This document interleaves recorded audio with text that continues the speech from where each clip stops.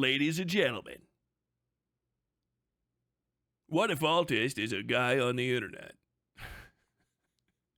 It's been a minute since I did some WhatIfAltHist content, right? Some content. And we're doing more lefty stuff today. I might take a break in the middle of this one, but this is the anthropology of the left by WhatIfAltHist. Rudyard Lynch. This is always an endurance test. I don't know if I'm going to make it through the entire thing or even part way through the fucking thing. Because Rudyard just goes off the fucking rails. But we'll see. I don't know. We had Noah Samson popped into chat. Very polite. Now I want to fucking now I feel like bridge building again for some fucking reason. Reach out to WhatIfAltHist. Hey, stop being a Nazi, young man. Well, I guess I could maybe stop being a Nazi for a second. Favorite underlying points that I've used one of my favorite underlying points that I've used about a dozen times on this show is that we know nothing about the things that we know the most about. This paradox.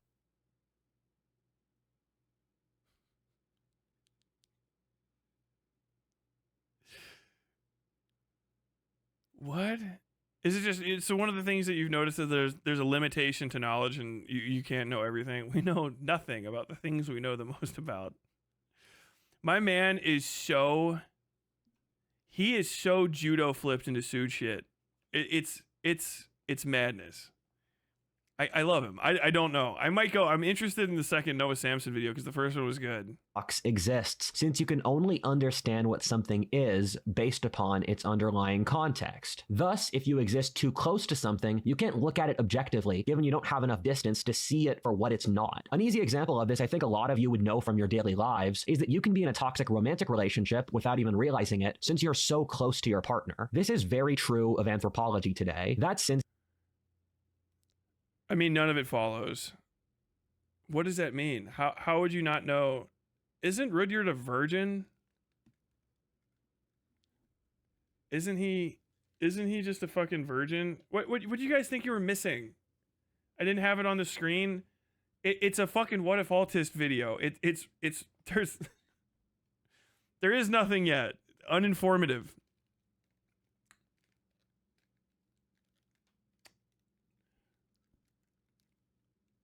Brett S., you probably influenced Noah's desire to make different content after the depressed dildo merchant knocked bridge building in a way. I hope so. I mean, I stand by it. I hope I didn't really hurt his feelings, but I was nice to him after, and he's like, "Hey, man, fucking, I'll hang out with you sometime." I'm like, "All right." I guess maybe he'll actually take me up on it. Fucking hilarious. I just try to be honest. I try to be honest with people. And I make it funny too, but if somebody's actually fucking legitimately had their feelings hurt, I'll try to be nice. But also sometimes you just have to be quadruple mean because they're defending murdering children, you know? The world's a spectrum of individuals. What is this map? This is a map of world civilizations based on the Tame Impala song, "The Less I Know, the Better." Human societies are absolutely insane across the world in history. The more you look at how we humans organize ourselves, it's just incredibly fascinating. Between the Aztecs doing millions of human sacrifices to please the sun god, how many Islamic states had princes who were slaves, the West's ability to make godlike technologies, or the Prophet Muhammad showing up and making the biggest empire in history up to that point out of nothing. It's just remarkable that it's all real. Furthermore, our society today is possibly the most absurd society ever in history. On top of this, there are so many very rapid social changes occurring right now that no one ever talks about. There's so much material to talk about anthropology if we put the slightest amount of effort into it. However, our society has no interest in how societies work. We believe pretty stupid ideas that were never tested, like the blank slate that human nature is all social engineering and is naturally good. Alternately, that all cultures work the same, and men and women are the same as well, and that culture is unimportant. This is so stupid, and people don't even... Who believes any of these? Who is... Where has Rudyard found so many people that agree to the same shit? The real crazy part here is, you don't even have to answer any of it. Really, is Rudyard's fucking belief in consensus. Like that there's some sort of consensus in a general sense that like extends past like 90% of any given people at any time. Even like, you know, when people agree on like 95% of something, I always hear this one. The 5% is actually like where people are like, they're pretty heated about, you know? So it might be like everyone agrees that like Chinese people are from China or some brave statement like that. You know what I mean? But like what constitutes from Chinese and China definitionally will be like 80 books of conversation. You know what I mean? So like what the boiling down of extremely subtle ideas that have no consensus in the sort of like capillary function of their organization at the very deepest level, boiling those down into the fundamentalities that they're derived from, and assuming that the consensus on certain fundamentalities is a consensus that actually extends all the way to the most minute aspects of any given discipline, is like psychosis. like it's kind of like the opposite. It's a weird way to start off from. And I know like that's what Rudyard thinks, because he's always going back to these same kind of like perfunctory conclusions from the get-go. Things specifically are a way, and we know that they're a way because I've seen in my limited studies that they are a way. However, my limited studies have raised questions that I have not yet immediately been able to answer through my limited studies. And because I am not able to answer it, and I believe that I am capable of understanding the answer cannot have been provided, which is crazy because it feels like there should be an answer. This cyclical misunderstanding of how to learn, like a fundamental gap between Rudyard and pedagogy itself, is like where it all stems from. He does not understand how to understand. That is the issue with Rudyard. He does not start from the possibility of his own shortfallings and his own inability, his potential inability to understand stuff. So once he precludes the impossibility that he can't understand things, you know, once he says it's not possible for me to not understand certain things, I have to be able to understand them because I feel like I'm able to understand everything. Once he does not accept that limitation and doesn't include the limitation in his calculations of his ability to understand things, he's going to trip over it every time, which is why every single WhatIfAltHist video feels exactly the same. I have been presented with facts for my whole life by this ostensible machination, which is society. Inside of society, and there are a series of societies, but the one I'm in is this one, the West, to some degree. I can see the flaws in the West, and despite the greatness of it, no one else seems to understand these flaws the way that I do. I derive these flaws from people in this society's inability to explain to me how these flaws are not flaws, or how these flaws have been addressed by other things. Because I cannot understand these solutions cannot exist. Therefore, the problem has to be still ongoing, and I have to create the assumption of a problem in the fact that the problem has not yet been addressed. I have to find a problem that explains the problem. Most of the time, you end up boiling this back, and it turns into Marxists and then Jews, if not Jews right off the bat. This is kind of the heart.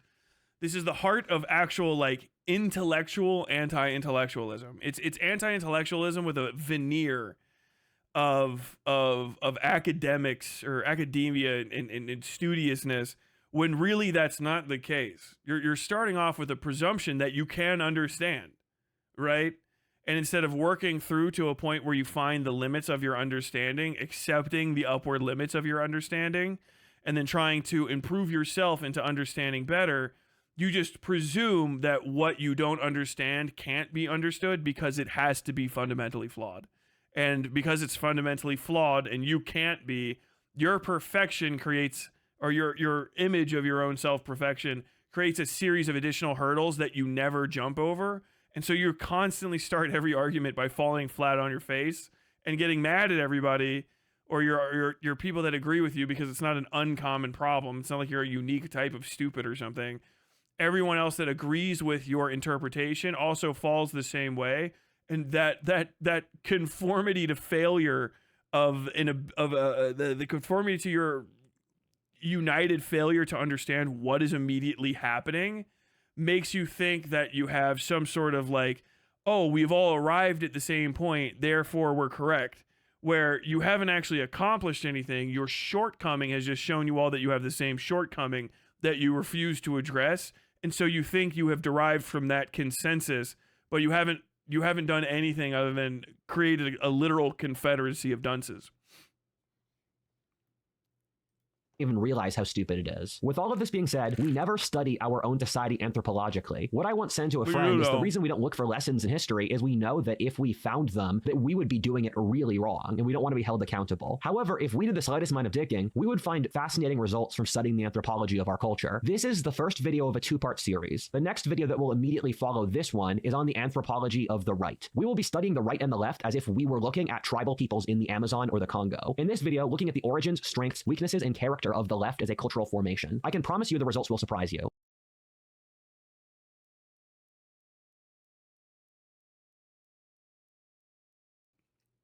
Conservative views tend to be suppressed.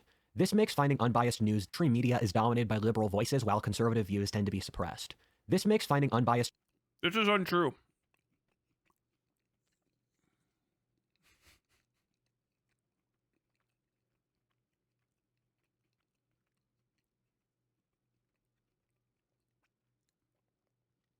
I'm sorry for chewing into the microphone. I was hungry, and I thought he would talk more before I got a second to stop talking.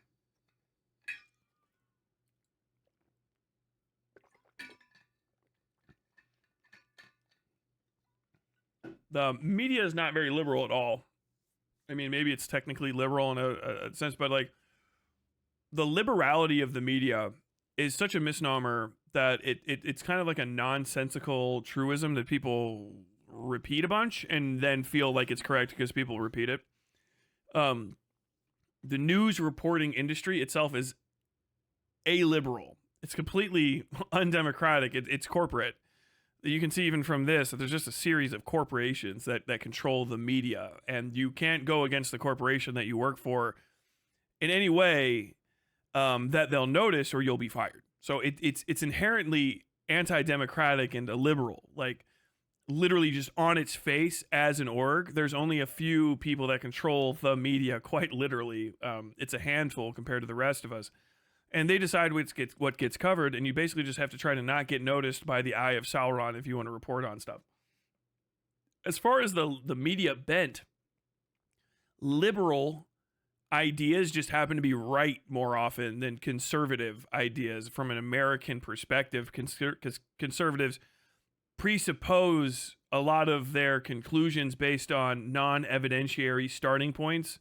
So you start off as a conservative, assuming, for instance, the pre-existence of God, right? And the manipulation of the world by God's will, which also precludes your ability to understand a lot of how the world works. Because sometimes you won't even agree with other conservatives because your idea of how God manipulates the world won't even be the same as this other religious individual's.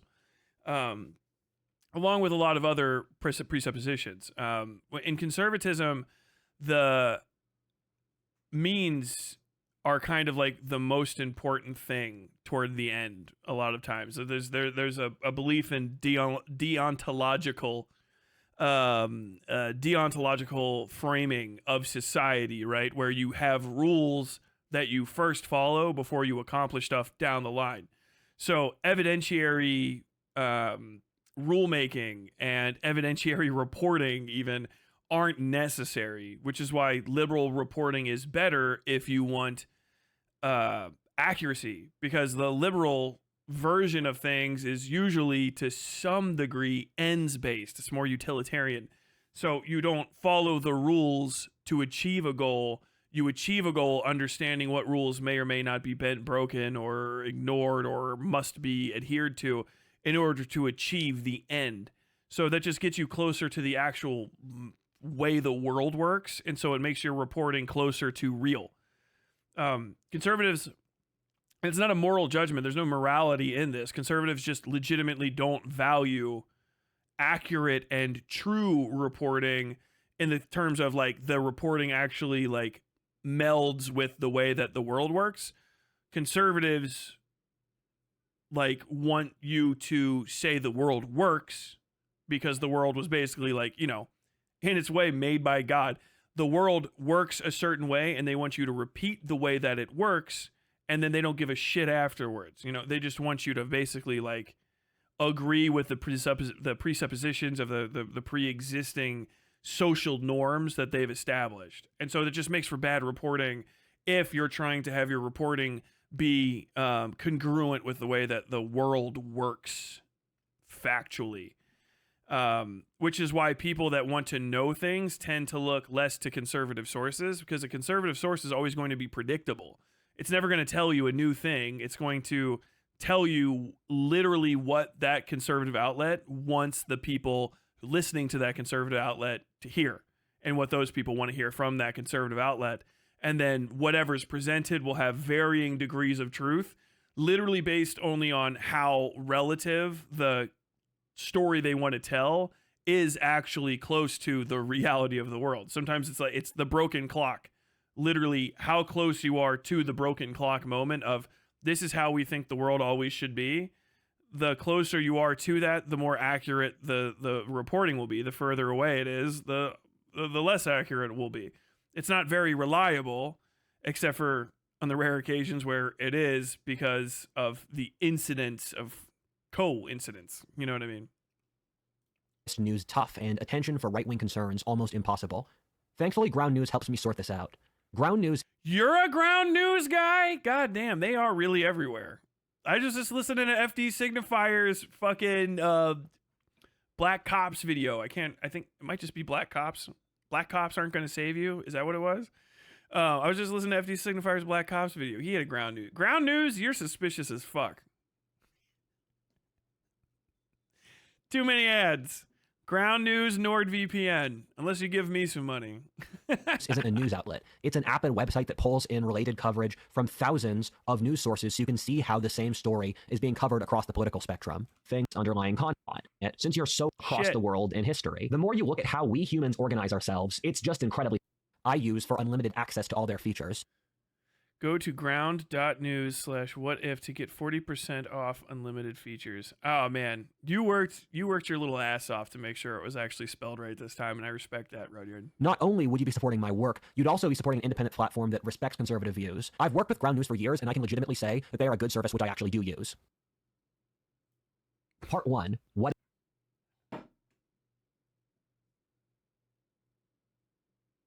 I don't know why the now back to the video just is tickles left. me. I want to make it it clear, and I think you folks already know this mostly, but I clearly have a dog in this fight. I'm known for being a conservative pundit who has said some negative things about the left in the past. First of all, finding a person without a political axe to grind today is nigh impossible. Even when what?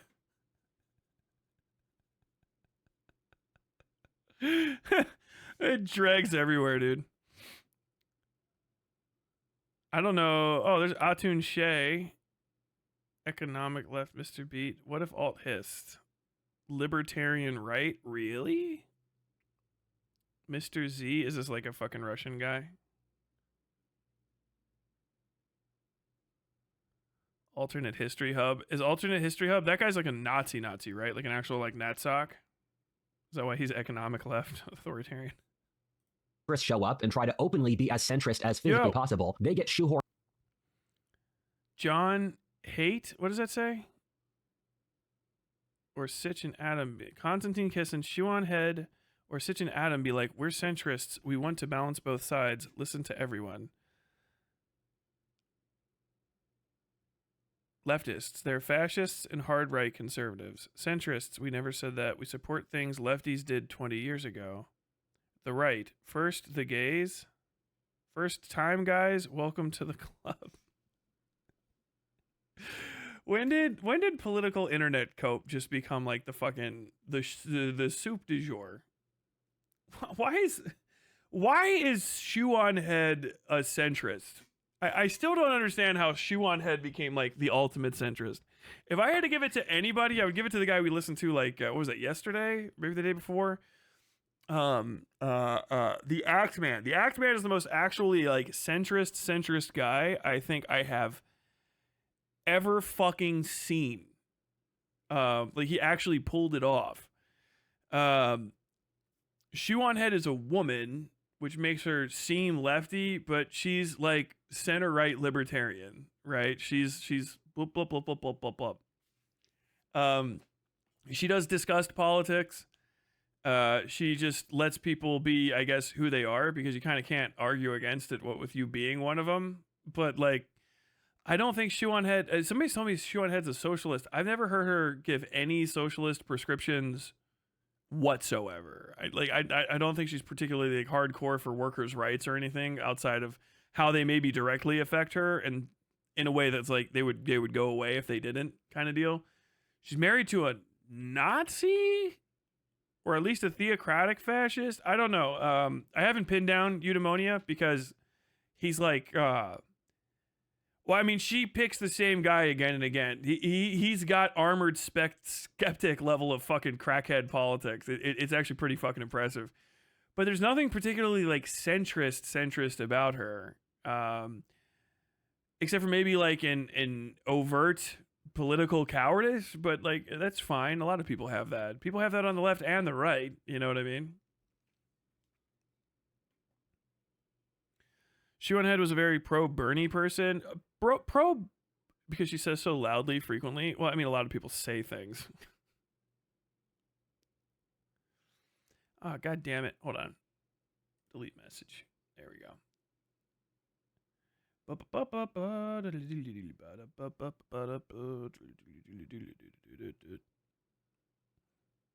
Alt Hist Hub is a normie, and Mr. Beat is like a high school teacher, if I remember correctly. Is it? I'm thinking of something Alt Hist, something else then. Sorry, Alt Hist Hub. I didn't mean you then. Monsieur Z is the one who's a full-blown Nazi? Okay. She voted for Bernie like once. Yeah, the Bernie bro stuff is not... That's not like lefty. For a lot of the Bernie bro type people, which is why there was like Bernie bro people that went and voted right when they didn't get the Hillary Clinton. That's a lot of the Bernie Sanders 2016 era Bernie Sanders or 2015 era Bernie Sanders supporters are basically like ex-Occupy Wall Street people. Like it's Tim Pool and shit too. They're not about leftism. They're not like, I'm a socialist now, unless they start prescribing and adhering to socialist principles, which I've just never seen her do. I don't know how to explain that any better. They're mostly anti-corporate. Being anti-corporate doesn't make you leftist. It just makes you anti-corporate, right? There's a lot of theocratic fascists that are anti-corporate, which is why she gets reshared by people like Matt Walsh and shit. They're anti-corporate because they're anti-control of wealth, resources, and society by anything that's not them. So there's a lot of the Bernie or bust type individuals back then, 2015, the anti-SJW crowd, who are, you know, at best still just centrist. They're just anti-corporate control because we'd come off of like 15 fucking years of just economic misery because of the war ongoing. And just a series of corporate bailouts and shit, and insanely overly favorable to capitalist policies, like beyond the point where they even help the capitalists, you know, or 18th serving of ice cream type shit. She's a populist with soft conservative views. This means she can land in the space of Bernie, but also be very reactionary. Yeah, which is how you get Nazis. With all due respect, I'm not saying she's a Nazi. It's just how you get them. That's fascism. That's like the best place to make it is right there. I don't like who's in charge now, and I wish they weren't in charge. We can all agree on that, right?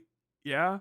I'm also disgusted by these people and their disgusting thing they do. We can all agree on that, right? Yeah. Do you ever think that these two things are connected and that maybe we should get rid of both of them? Or at least put some common sense restrictions on them. Like, yeah, that's how you get to that point. You know what I mean? That's the hotbed. Populist without like a solid social grounding, and powerful reactionary tendencies is how you have like overnight fascy snaps. That's why like the Vosh not really saying a lot of two different things than he did when he started, but now he sounds like legitimately like, wait, actually, are you like a classist, like fascist? Are you like, what the fuck is going on right now? Why are you advocating for like violence and depredation against like a lower class of people? Like how did we get there? It's because that's where that standpoint starts. Hard reactionaryism is always going to be anti-left eventually, because a reactionary needs a victim eventually. You have to find one. Because reactionaries just get themselves pissy. That's what they do. They're reactionaries. They get themselves pissy. And they get themselves all wound up. And if they are demagogue reactionaries and they have a big audience, they might never have to say, we should all go out and kill these people. They're just going to get you fucking insanely pissed at somebody and never give social prescriptions that are based on reality to fix it. They just want you to get mad as fuck because that's how they get their money. Even if it's not intentional, that's what it does. If you're a hotbed for fascism, which is what that is, it's not my fault that it's that way. I don't even care. I'm not even making a moral judgment. I'm just saying, like, this is what I see every time I look at it. If she wants to do that, that's fine. Go ahead, make your fucking money. I don't give a fuck. I don't care. I can't stop it. What am I gonna say? I'm gonna be the 5,000th person to say like, wow, it's crazy that Shoe on Head has reactionary tendencies, and I guess I'm crazy for saying she's not a socialist when she has so many fucking like fans that are Nazis and Nazi adjacent. Like, that's just crazy to me that she's kibble for that. Me baffled that they're not seeing the fucking the straightforward fucking Marxist pro-social network or social fucking safety net type shit that she I guess advocates for all the time. Like, people are like she's just in a minority class, so she's not going to come out against the minority class. But like, do you think that the standard disposition that she has towards other things, the natural disgust politics and the high reactivity speaking points wouldn't change if she was part of a different class of people? Do you think that would, like, sometimes people just are who they are. It's not even a judgment. It's not like you should shut her channel down or start, go ahead, listen to her. Just don't bullshit me. I just don't want to get bullshit over it. You know what I mean? Based fascist fucking Shoe on Head. Go for it, man. Fascist. She's a fascist combine. All right. She's a fascist workhouse. She doesn't do it. She just fucking churns them out. You know what I mean? If you can't do, teach. Motherfuck. Formed in by the left and the culture in general into being part of the conservative coalition. By the way, what's the up? demographic breakdown What's of the up, Brooks? population in Welcome America back, man. is 1/3 conservative, 1/3 leftist, and 1/3 politically inactive. They found in said study the apoliticals. What study is this? Live Science. Source Gallup poll? Okay. How do we... This is kind of crazy. Gallup polls of political affiliation have remained steady over the past 20 years. At the extremes, 9% identify as hard left, while 21% are hard right. That's crazy. That's actually kind of... This is more interesting than this. This means that, okay, so if 20% of the left are liberals, then 9% of this is hard left, right? That's actually kind of good news. I thought it was a smaller number. I was like, fuck, I thought it was like one of us. 1/3 conservative, 1/3 leftist, and 1/3 politically inactive. They found in said study the apoliticals weren't principled political centrists, but rather anti-intellectual normie idiots. Secondly, what matters more than the political dog racing is the truth. If something is the truth, it's just the truth. If she suddenly lost, not Brooks, if she suddenly lost all of her money, she'd become a fan of the welfare state. If she needed to emigrate, she would be anti-border. Yeah. Political opportunists.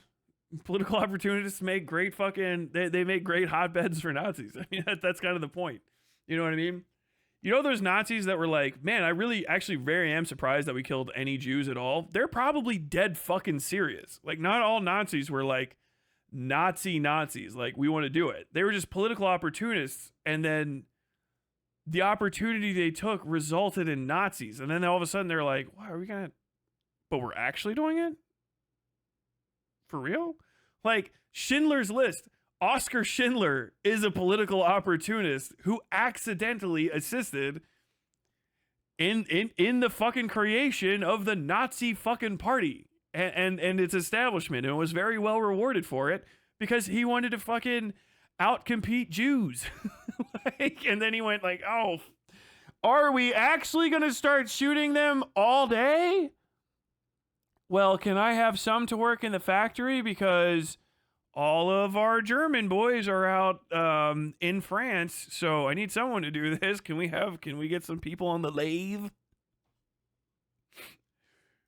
You can stop there. If someone says something true, it doesn't matter what their motivations are or how they reach their conclusion. What matters is that they won the race to the finish line. Being fair isn't 50-50, an ideal our society sometimes pretends to, but we don't commit to. Being fair is saying the truth for what it is. The fact that we're operating off any other principle, in direct opposition to the West's intellectual heritage since the ancient world, is a sign that we are a society that the left has already completely changed. We operate under a leftist philosophic worldview in a level where, at this point, even conservatives are working inside the left's logic.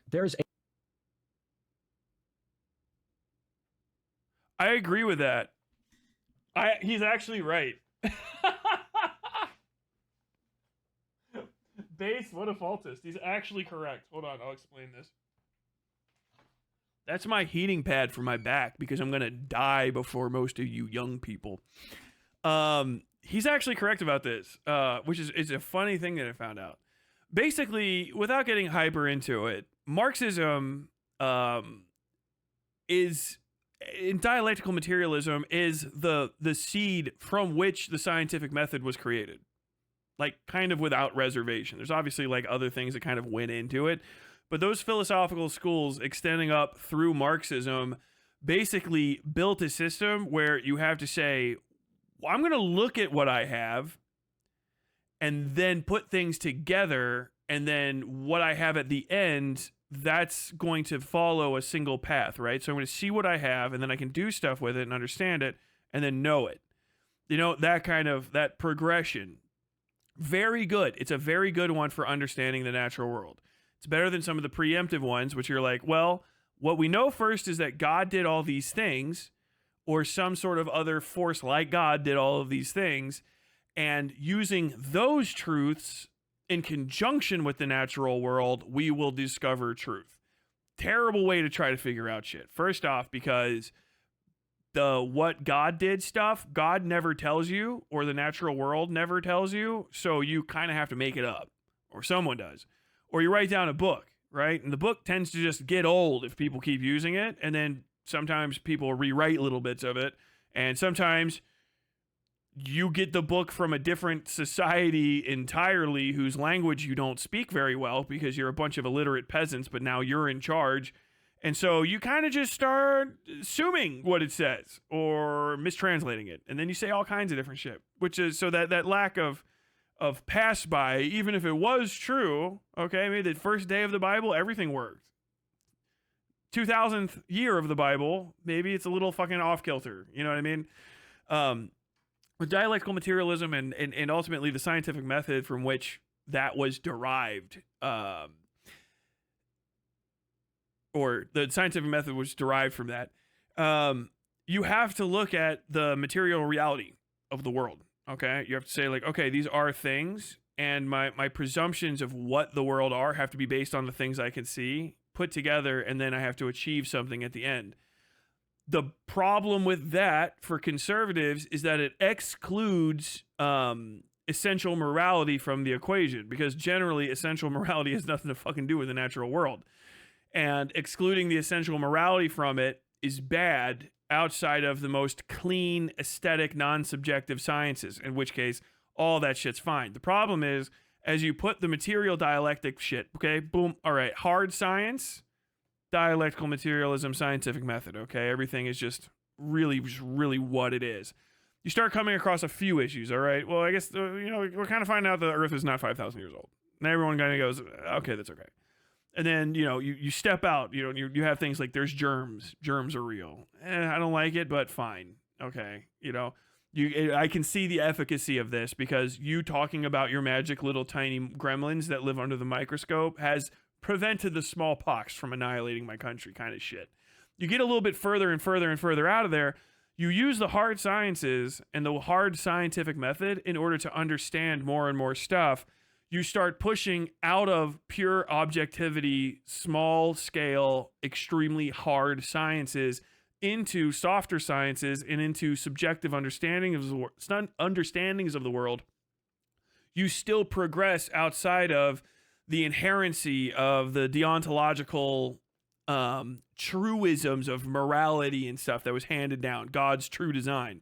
And so you start describing people outside of like God's designs for them and outside of the godly existence of stuff. And you start using scientific methods to describe why people behave certain ways and why people do certain things and why you should take maybe non-intuitive to moral quandaries or moral concerns, non-intuitive to moral concerns, directions with your legislation and with your day-to-day actions and stuff. And you start having, like, scientifically speaking, abortion is an absolute necessity regardless of the moral concern of the day. And so you do have people basically, in a general sense, having this very, very leftist, very grounded in reality, Marxist, materialist understanding of the world is the auspice in which modern society has been created, regardless of the fact that the final aspect, the final chunk of this crescent, pushing a dialectical, a materialist viewpoint and a materialist organization of society itself is the last possible thing that you can do, because it's kind of like the higher order thing that you have to do in the first place anyway. That's the last deal. So you can still have tons of conservatism. You can have tons of deontological, conflicting deontological fucking arguments and stuff. You have liberalism fills in the gaps there. But ultimately, society, and if you're an extremely far right person who wants biblical,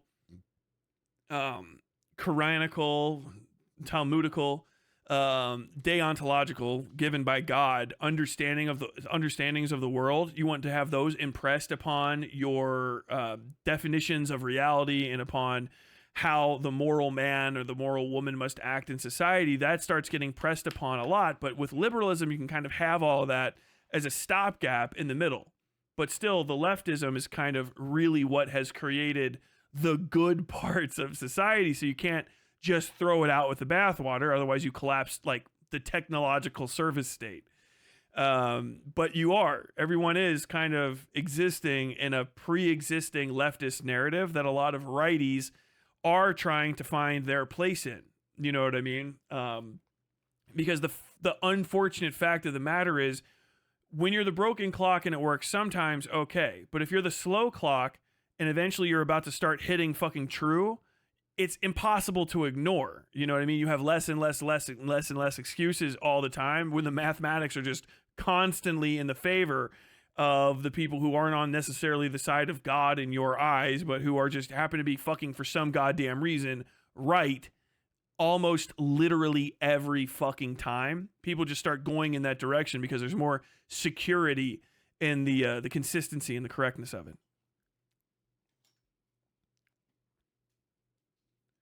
If anyone wants a great read on this, please check out either Whitehead of Latour or Latour. Latour's Laboratory Life or Whitehead's Process and Reality, both amazing. Go for it.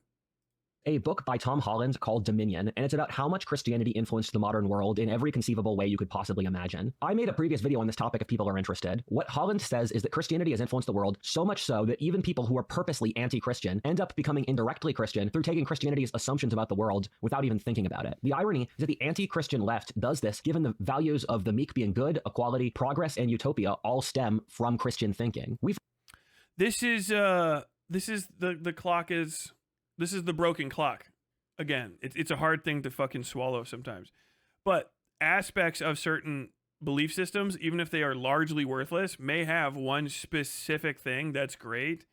And then you just kind of start associating that one really, really good thing that's a part of it with its overall value, because you're like, well, fucking charity, right? You know, we did do charity. Ignore all the fucking inquisitions and shit. And then you try to take credit for it as though it's like a constant thing. But, you know, attributing Christian, quote unquote, morality to Christian morality is crazy, because Christian morality isn't Christian morality. It all evolves from sources that go back and then back and then back and then back and then back and then back and then back and back. I would give Christian morality more credit as an aspect really of like Byzantine Romanness. You know what I mean? That's where a lot of that is derived from, more so than just an actual moment of in hoc signo vinces. You know, it's not really just Constantinople decided one day Christianity, right? And then like Rome became moral the next day. Rome was always here and there its own sort of moral state. There was Roman morality, you know what I mean? The decline of the empire is its own specific thing, and it has its own specific reasons. Christianity did not lead to a series of moral states throughout the entirety of Europe. Following the fall of Rome, there's actually kind of boogers here and there, and a little bit indiscernible from any other modern places. You know what I mean? Some places were okay, some places were bad. Generally, and what people have found through studies of history going forward in anthropology is that largely a moral state, and a state where the morality is conducted by the largesse of the people who are a part of the state, is not directly incumbent on the moral character of the people or of the value of their religion, but usually the proximity of the populace to enough wealth that they do not feel a daily sense of maddening desperation and a desire to do anything that they can to get ahead. The further you get away from the crisis points of deprivation and depredation, the more moral a state becomes, kind of universally. And almost every time that the state becomes unmoral, it's usually because of some sort of fear point and a reimagining of the bad times that came before the good times. And, you know, one moment of famine, one moment of war, one moment of encroachment, one moment of freaking out.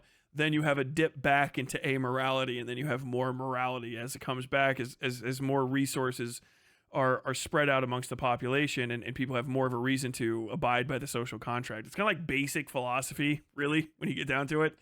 But I digress. There is no such real thing as like a true Christian morality anyway, because there are no such things as true Christians. They all disagree on stuff. Forget this, but go to India, China, or the Roman Empire, and they didn't believe any of that stuff. I'm going to argue. I thought Byzantium was Rome. I think that like I can't ever remember the switch up between Byzantium and Rome is always fucking baffling to me. I can't remember exactly how it plays out because I did not study. That's like literally the end. The end of the Roman Empire was the end of the college history series I took on back in the dayisms. I stopped. Transition of Byzantium into the Byzantine Emperor, fall of the Roman Empire, the final fall, I think that's called, or whatever, the third fall of the Roman Empire. I can't fucking remember. But the fall of Byzantium and the establishment of the Byzantine Empire, and then the transition from the Byzantine Empire into the fucking Habiyad Caliphate. That's fucking completely fucking wrong. The ha something H something, I think, Caliphate, following the Mohammedan uprising and the uniting of Mecca and Medina into the first Islamic states, and then the spread of Islam, and then the establishment of the Ottoman Empire and all the Ottoman precursor empires and all of that kind of good shit, and the sack of Wallachia, and you get into vampires and things happen. Argue here that leftism is what Christianity was to the whole of history is to the modern world. We fundamentally exist in a leftist world today. Every single thing someone says, the way they see the world, and even how the right acts is all based on leftist philosophy. There is basically nothing in our world today that is not leftist. In the same way that Christianity permeated the Western mind so much that you struggle to find anything that's at least not somewhat Christian. I think our world is so colored by leftist assumptions that we are all leftists. One of my friends likes to say, the future is whatever the left says. People can't conceptualize anything except the left's future of progress, social engineering, and equality. The right merely rejects this future, yearning for a past that never really existed, while the left are the only people with a comprehensive direction for tomorrow, even if it's an incredibly delusional view of the future. Let me use myself as an example. That's actually kind of fucking based. I like the cope at the end, even if it's delusional. That is a kind of I really do appreciate it. There is something about WhatIfAltHist that is the like, you know, it's the West has fallen, billions must die precursor type content, but like somehow it's not as doomer pilled as it probably should be in my mind. It's not like sometimes I do feel like if I stop calling him a fucking hairless ape, I could maybe talk to fucking. Maybe I should just be like, WhatIfAltHist, do you want to have a conversation? Why not? Okay, yeah. WhatIfAltHist, do you want to talk? I'm not even in debate. I just want to like. I just want to move you around the chessboard for a little bit and just kind of see how your piece is supposed to move. You are. I have to say, WhatIfAltHist is one of the most confused human beings I think I've ever heard talk about stuff. But he has a very clear spiritual direction, which is why I think people treat him as a sort of philosophical lolcow. But he's also really kind of hard-lined into it. And I think there's an earnestness to him that does not exist in political actors of a certain ilk that are around him. He calls himself a conservative pundit. I don't think that's even remotely an accurate use of that term. I think that WhatIfAltHist is like the modern era's version of something that maybe never existed. But like if there is a way to like explain, I think my ever growing and more detailed idea of who and WhatIfAltHist is, in my mind he's a baffled tuberculoid philosopher from some old European backwater complaining about the Americas that he's never visited while going out every day and staring at a pond and coughing blood into a handkerchief. That gets me closer in my mind to a predictive state when it's like, what is WhatIfAltHist going to stay next than anything else? 17th, maybe no, more like a 19th century, 18th century, 19th century tuberculoid European backwater philosopher from some dying noble house coughing his lungs out next to a pretty lake. You know what I mean? Somewhere in Vicky, France. Furious at the Americas and having never have visited them or spoken to an American. That is kind of WhatIfAltHist, if you're out there, are you offended at all? I'm not envisioning your death. There's just something about your build and way of speaking and pallor in general that makes me think that you contracted a spiritual tuberculosis on top of this. I am well known for being a libertarian rightist, which is the exact opposite of Marxism. However, I see Marx's influence on my ideas a lot. Marx was the first guy to look at the patterns in history to predict the future, which is what I do. Class analysis, something Marx invented, is something I do all the time and is a trademark for me vis-a-vis other intellectuals in space. Marx talked a lot of the contradictions of the current ideological. WhatIfAltHist, I love you. WhatIfAltHist is reinventing fascism. I'm only 8 minutes into this. There's no way I will ever listen to all of it. There's just too much going on. I would much rather just talk to him face to face if you ever have free time. This is reinventing fascism from whole cloth. System and why there was an inevitable revolution that would form around an ideology that he has developed. Guess who predicts that there's going to be a revolution against the ideological contradictions of the current society while proposing a new ideology and a manifesto? Even while being his opposite in many ways, Marx still has a huge influence on me. Thomas Sowell has made a really fascinating point that's really stuck with me. He said in the modern world that what the left is clear, and whatever is not the left is the right. That the right basically shares no features across its coalition. When you look at the left, you see Marxist-derived ideologies which believe in a unified technocracy based around equality of all people, social engineering used to bring about utopia, wealth redistribution done through the state, the blank slate, among other things. That being said, when you look at the right, you find the Taliban, libertarians, Nazis, monarchists, Confucians, neocons, militarists, religious fundamentalists.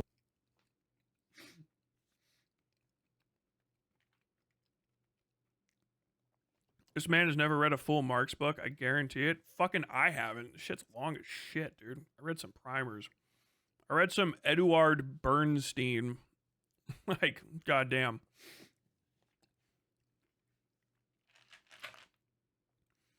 This is actually like an interesting. WhatIfAltHist confusion here is actually kind of great because he is articulating multiple political dispositions that have disparate end states and disparate value systems that are still for some reason aligned with rightism, mostly because of a predilection towards traditionalism and authoritarianism. However, they're arrived at in different ways. You know what I mean? Some of them are legitimately traditional cultures. In the case of the Taliban, try to a legitimate actual attempt to return to tradition, while maintaining communities that have existed in the fucking hills outside of main cities of Afghanistan for thousands of goddamn years. In the case of, we got Mussolini and Führer, fucking Hitler. Mussolini's a leftist, which is the crazy part. Mussolini started very left. Fucking what's his name? Giovanni Gentile, is that right?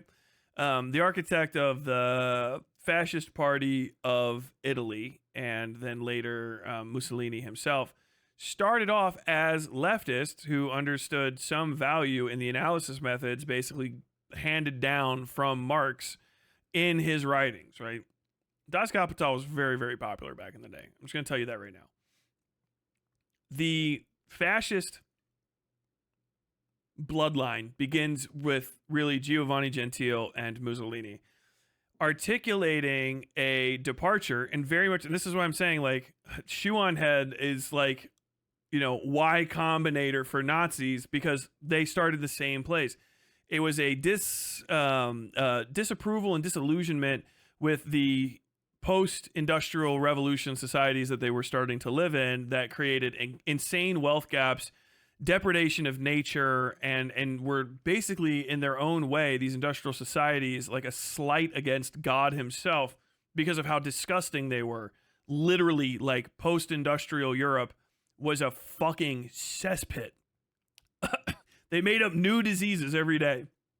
Outbreaks of shit that had been gone for a long time. Diphtheria just covering the earth because of how filthy and foul Europe and to a slightly lesser degree, America were. These people were offended by these increasing wealth gaps, by the abuse of the folk people, the true inheritors of states, but also with a departure from tradition after a sense as well. That it was with Mussolini thinking of Italy at that time, and there's other things we can get into. There's racism, obviously. Okay, that goes into fucking what's his name, the guy that was trying to restart the Bourbon Empire. I can't remember off the top of my head, but he invented scientific racism in the 1700s as part of the Enlightenment. While traveling around, he eventually went to Germany. His teachings got passed down to Hitler's guy who helped him architect the fucking not the Holocaust, but the like literally putting together of the Jewish question. It's a whole thing. There's all these people know each other.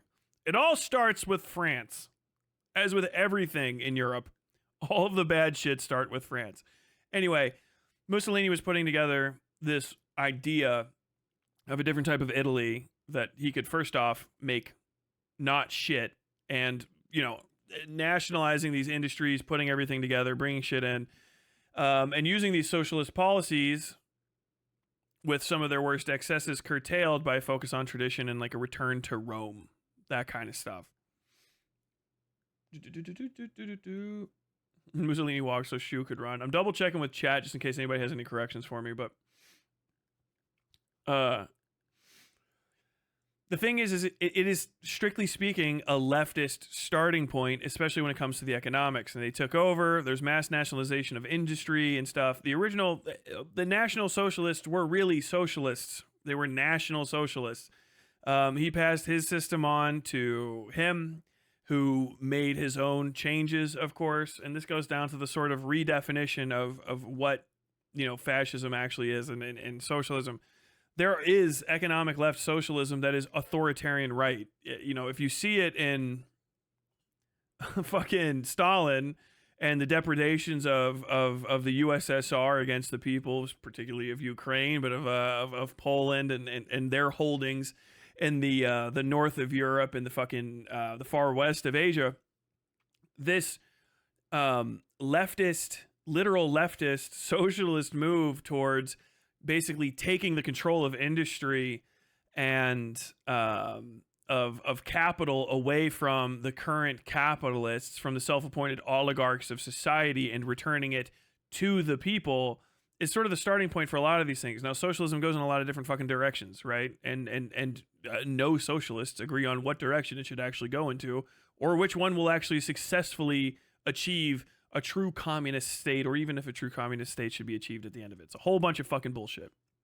Anarchists pop in around this time because they're like, I'm going to tell you what, every time you guys do a state thing, every time y'all do this state thing to try to undo this power structure, it really just seems like you take all the guns, hold them yourself, and then move the flag onto your own lapel. So I don't like that very much. It's like, okay, yeah, but are you going to help us knock down the power structure? Sure, yeah, of course, because it shouldn't exist. Okay, cool, thanks. Now that we're done, blah, blah, blah, blah, blah, blah, blah. You know, I'm speed running a lot of philosophy, like literally hundreds of years, or dozens of years, decades upon decades of very, very subtle intermachination. But this is where socialism evolves in one of its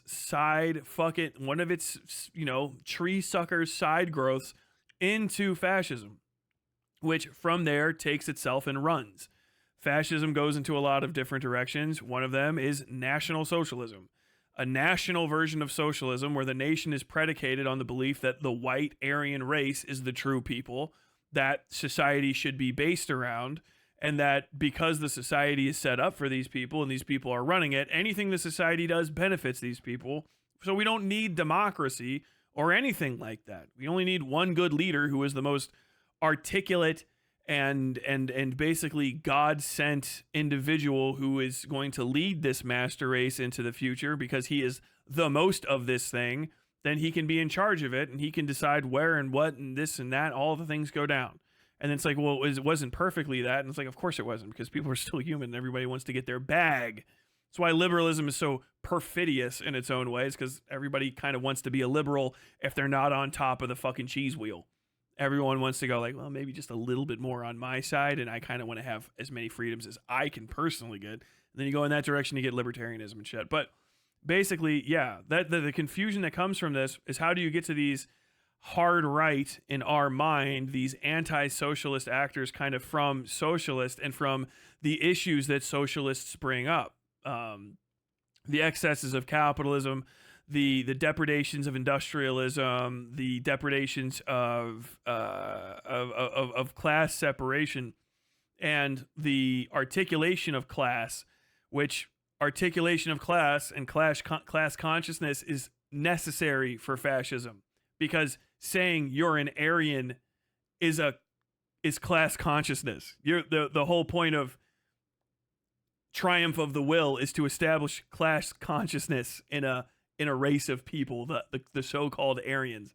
That's the point of it. So you take those things, you pervert them, if you want to call that perverting, or you elevate them if you're going to be on this side, and then you move in a more authoritarian direction, because your authoritarianism is actually more democratic than democracy, because you're actually representing all the people and taking the petulance and the decision making out of the populace so that they don't have to worry about it anymore.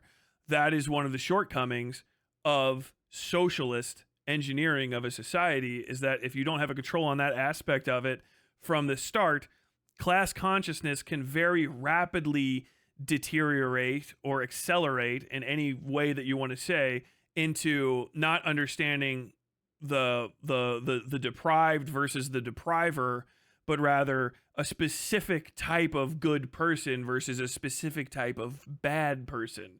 And then you turn what is supposed to be a materialist understanding of the world from materialism into idealism. We need no longer understand the material aspects. We've solved that. We know that this one thing does all of this shit. We can shorten the distance to the end by just being idealists. I can tell you that this is the ontological good of our society, is promoting our version of the working class. In this case, the Italian worker, the true Roman. In this case, the Aryan, Hyperborea seeking, ultra racist. We can if we solve for that and make that kind of extreme person the best type of person, then everything else will fall into place along the way, because a ontologically good person will do ontologically good things. It's a natural human shortcoming. It's not like socialism itself is inherently evil. It's just people are inherently kind of dumb and lazy. And also people have a predilection towards vengeance and blaming and scapegoating, that when you when you mix it up in a pot with these types of systems and it goes bad, that's just the way it goes bad. There's really no morality to it. It's just a natural progression from not understanding the systems and the shortcomings of the systems when you get into it, which is why you have people like Vosh. If you tell me, I'm telling you, like, tell me when I stop fucking spitting. That's why you have people like Vosh, ostensibly a socialist, arguing for class consciousness, now separating class in terms of his version of what's a good type, a good member of the class, this ostensible lefty, trans, sexually free dono class, the dono class, you know what I mean? His good people versus people who are literally workers, but who are not ideologically and ontologically pure. You don't need to worry about that class separation anymore, because he's going to give you class consciousness. And now that you have class consciousness of your class, you also have consciousness of the non-class. And from this, you derive fascism. This is how you get fascism. This is why Vosh is pushing towards fascism. This is why he's articulating, I don't understand why there's not just violence against the kinds of people that I don't like. It seems lighthearted. It seems non-serious. But also, if you go back to like 1920s era Germany, trying to tell everybody that we're going to get all your Jewish neighbors in a train and gas them to death in Poland here in a couple years would probably sound a little fucking psychotic. Obviously, Vosh doesn't have the juice to take it that direction, but this is a legitimate concern. This is actually a good question that WhatIfAltHist is trying to ask, and it's a not insane contradiction that he is describing in the world that he's observing. He just doesn't have the fucking capacity or the desire probably to step outside of his own philosophical framework and approach it from a way where he can understand it while also potentially being the bad guy in the situation. I could be completely wrong about that, but I don't know. Rudyard, if you ever want to pop by. Yeah, it was nice this time. You didn't really answer any of his issues. Well, he brings up way too much shit that's way too fucking complicated to not answer if you're interested in it remotely. So this conversation that he popped up is like legitimately worth this much talking about.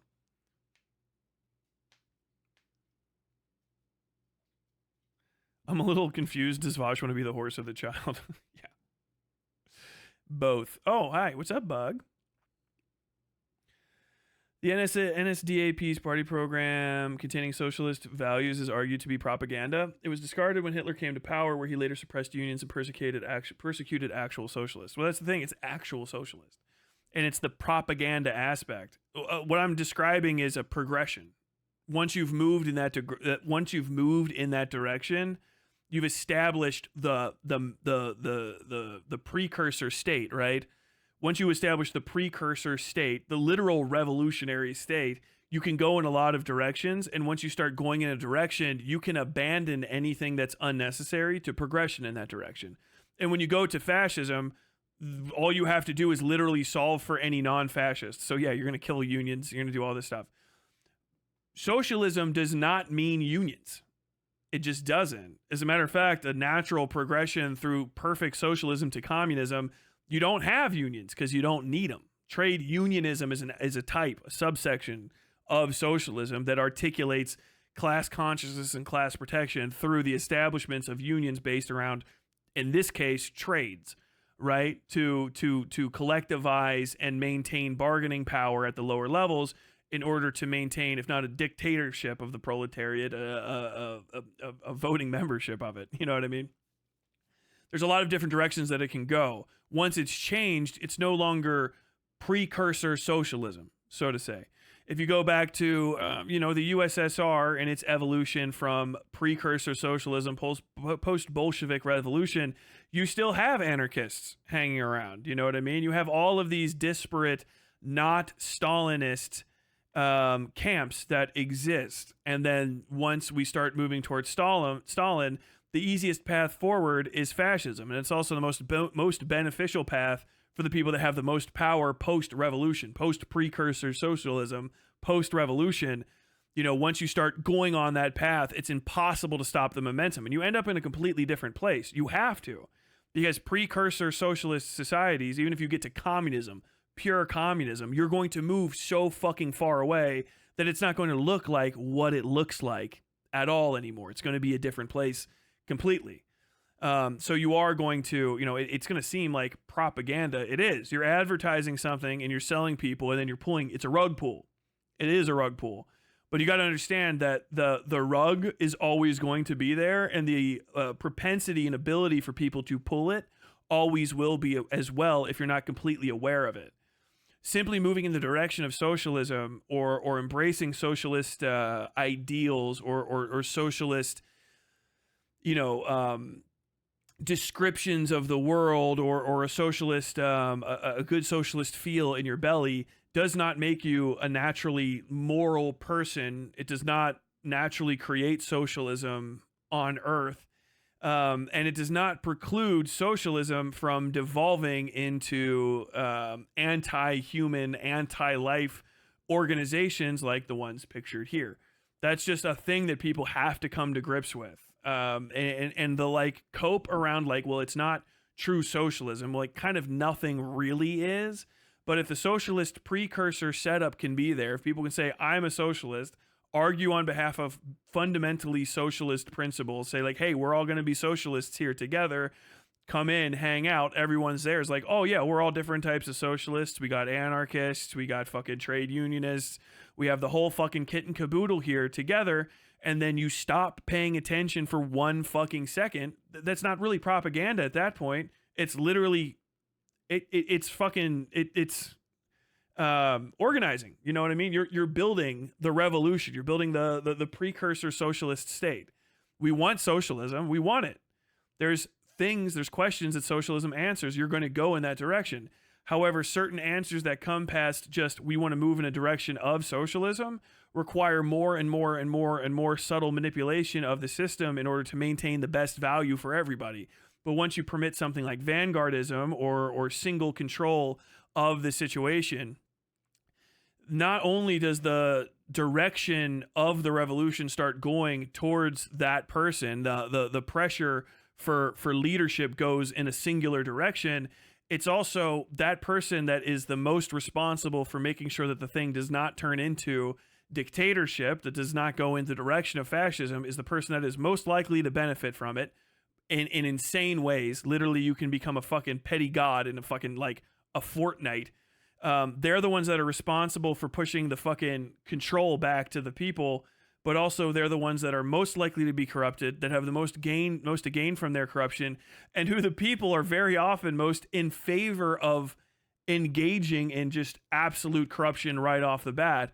And you won't even call it corruption. You'll call it vanguardism. You'll call it fucking party politics. You'll say that you're doing this, blah, blah, blah. Any controversial statement to the fact becomes propaganda. It becomes anti-revolutionary action. And it's I've just seen that kind of occur in all of my readings on these things, and even in just modern socialist organizations. You see it happen again and again. You can literally observe it in the microcosm in online lefty pro-socialist spaces. People say, I want socialism. This is how I'm going to define it. Here, I'm going to give it to you. And then people build in there, and then cult of personalities naturally coalesce. And when they're not tamped down on and observed and called out and shouted out and said, hey, we're starting a cult of personality, people start saying, I think vanguardism is good. I think a solitary leadership of this aspect is good. I just wish everybody agreed specifically with you, and you should be the one that talks on behalf of all of us. And I want to throw everything in behind you. And then you have socialists who somehow have people that are on disability, getting millions upon millions upon millions of dollars overnight. Bubba-da-bubba-da-bubba-da-bubba-da-bub. And sometimes even in the case where they try to be good, they say, don't literally stop giving me the money. I don't even want it. The people will still do it, because once you've gone in that direction, you've basically permitted that fucking bubble to start creating that fucking ulcer. It takes more effort than the small amount of effort that it took to create it. It takes 10, 15, 1,000 times that amount of effort to re-regulate shit in a way that does not want everything to fucking bulge out and just start completely favoring a minority and minority and minority subsection of the society. Just fascism is always a natural byproduct of mismanaged socialism. It just is. And it might not be fascism that naturally becomes racist fascism or bigoted fascism in a way that you don't like the bigotry.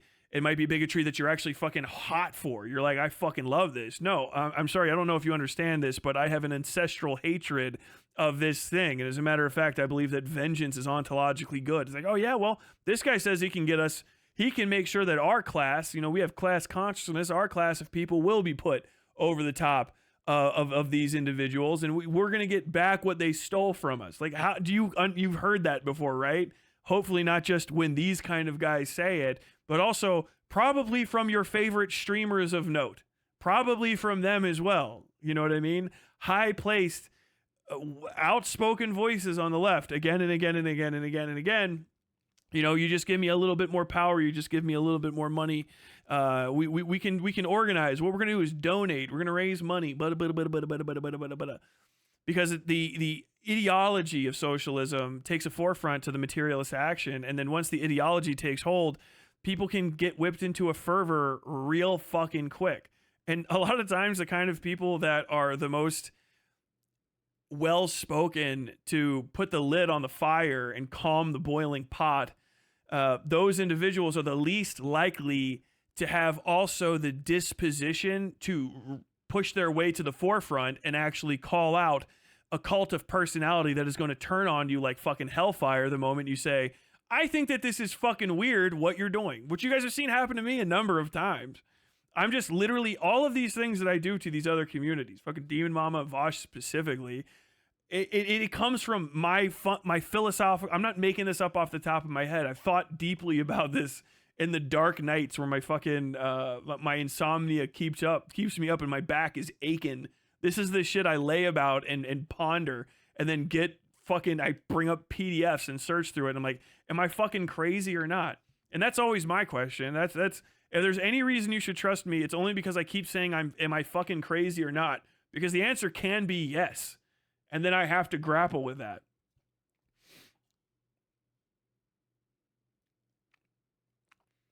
Odontological, toothy. Cough, VDS defense. Yeah, like literally, the VDS defense is quite literally the exact same thing as USSR anti-revolutionary propaganda. VDS is the exact same. It's not new at all. You feel like it's new because it's on the internet and it's from a guy that it's around a guy that was created a few years ago. But the same things, the same situations occur and reoccur again and again and again. Time really is a flat circle. Thanks, Nietzsche. I can't ever say his fucking name right. He's back there somewhere.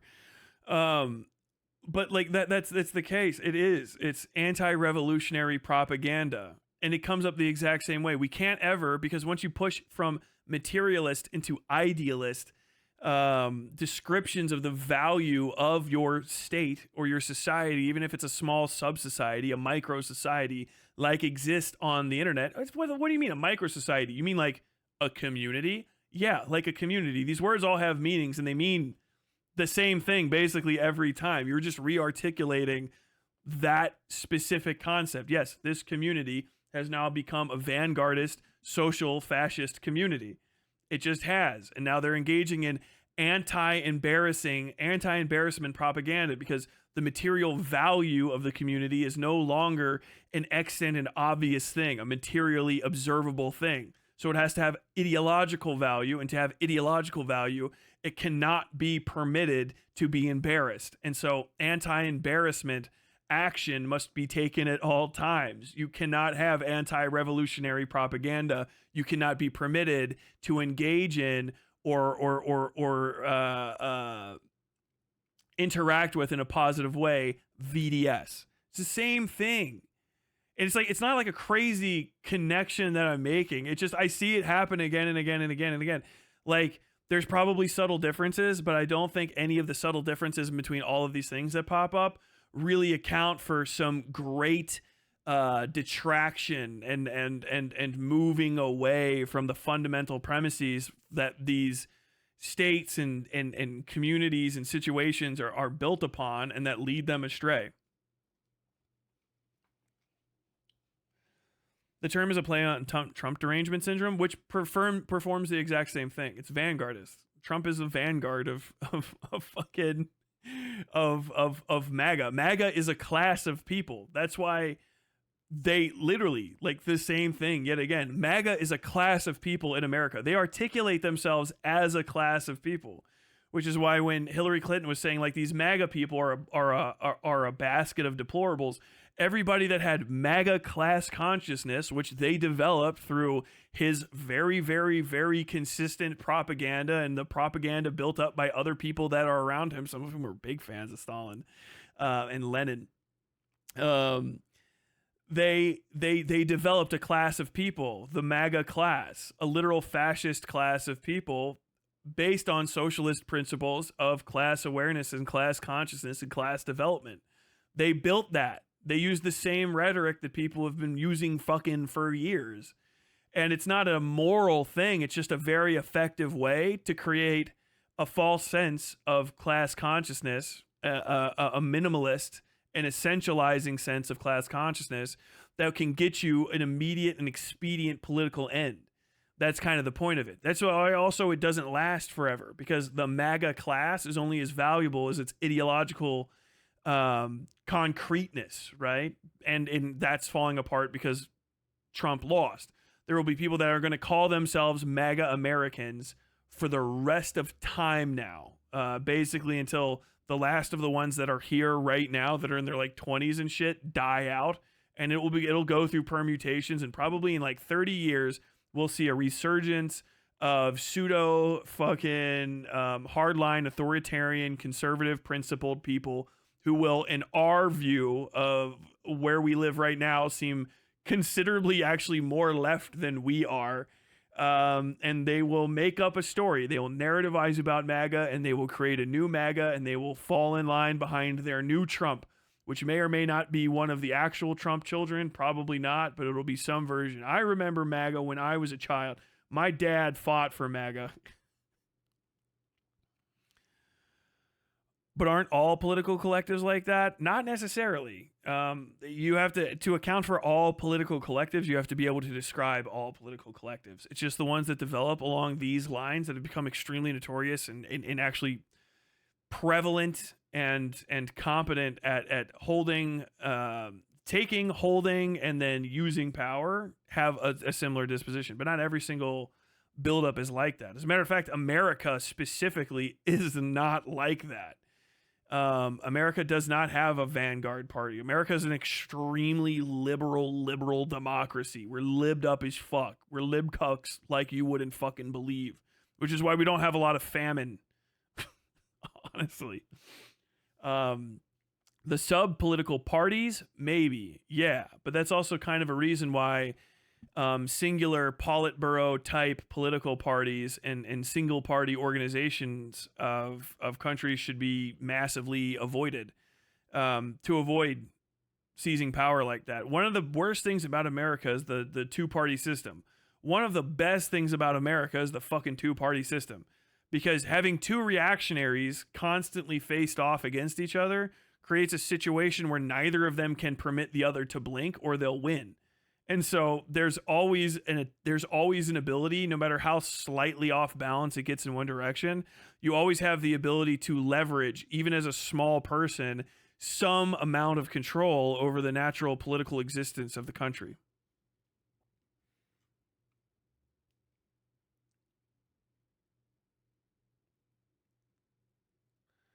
Just because fascism and socialism have certain things in common doesn't mean they're all the same. Doesn't mean they're the same. I never said they're the same.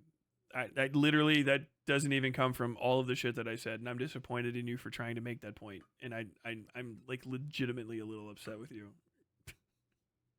Rewind and write me a fucking book report on every single thing that I said for the last 45 minutes to 2 hours, while this fucking picture of Hitler has been on the screen, before you make a comment again like that to Slime. You just deeply disappointed me. Analysts and boomer cons, which are all shoved into the same box. These people really share nothing except support for some sense of tradition and opposition to the left's worldview. Mind you, in fighting against the left, they often develop similarities, as I said before, including some preferring to an older social order, even if the left has become the new status quo. What's been going on here is that the left has a shared proposition that they've been trying to conquer the world with for the last 200 years. Meanwhile, whoever happens to be in that place in that time who fights them, whether in World War II Germany with the Nazis, modern Afghanistan with the Taliban, or modern America with the Republicans, are whatever the right is positionally. The last 200 years have been the global battle between the right and the left. You see it as early as the French Revolution, then 1848, the World Wars, communism, and now the culture wars today. The amount of sheer ideological difference between leftism that happened during the French Revolution and modern wokeness is not that big. I've read a couple interesting books which compare the things radicals in the French Revolution said to the modern left, and it's really interesting. Ironically, the Marquis de Sade, who, as we all know, was a really nice guy, spoke about the depersonalization and the alienation that would come about from the sexual revolution, or human life, in a way that seems perfectly in touch with the most hedonic factions of the left today. If you want this explained better, read this text wall. The best book on this topic, although one...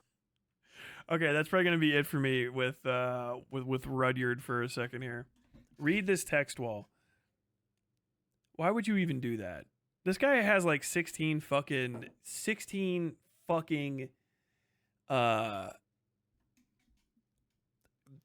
like video essays worth of topics, I swear to God, in any given 5 minutes of one of these things. And he poorly explains so much shit. The Marquis de Sade was a French nobleman of around the time of the French Revolution. Was a French nobleman of around the time of the Revolution. He was known for raping dozens of women and being a horribly abusive person. Interestingly, he also was a philosopher and futurist. His image of the future was one in which people were stripped of any sense of cultural continuity with the world, removed of religion, community culture, family, and the crashing of sexual roles. He supported women's suffrage and thought women should be treated like men. This was based out of some weird sexual humiliation perversion.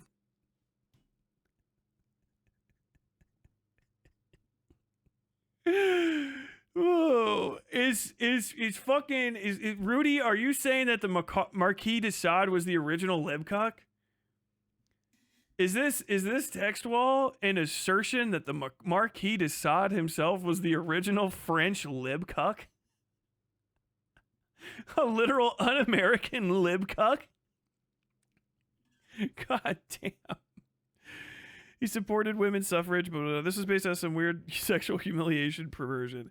I feel kind of bad comparing the modern left to the Marquis de Sade, since I think he's way more evil. But we're evil.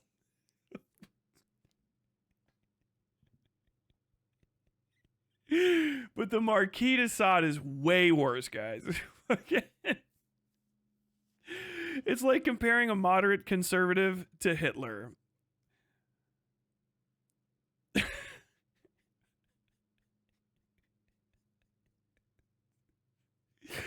I have nothing to add to that. It's just a fire sentence.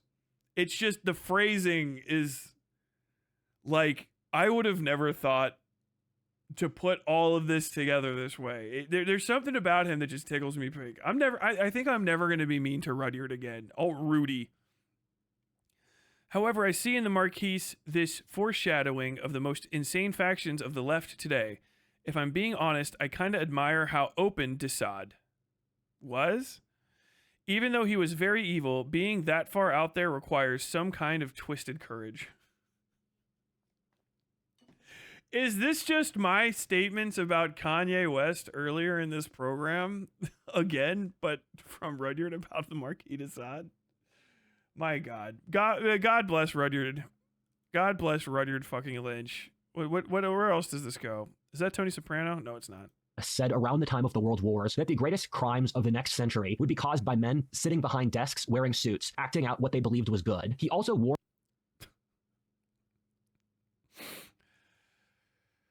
Oh, man. Fuck yeah. Fuck yeah, Rudy.